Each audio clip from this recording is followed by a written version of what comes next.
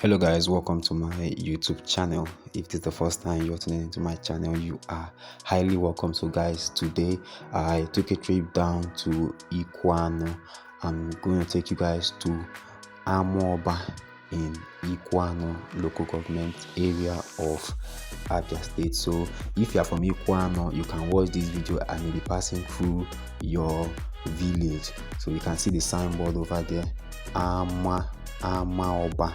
So we're going to be diverting and I'm going to keep on driving down so you guys can see how Amaoba is in 2025. Happy New Year to you all that are watching this video. So this is a village in Amaoba.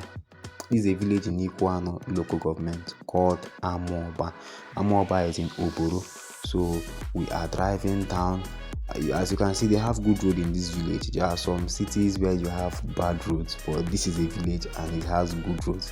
The only thing is that the roads are not so clean because I don't think people are sweeping this road like you have people sweep roads, in towns and cities. You understand? So I don't know. It's my first time here, so I don't know what to expect. I don't know what to see here. Well, let's just keep driving down and then we'll see what we are going to be seeing very soon, in this video.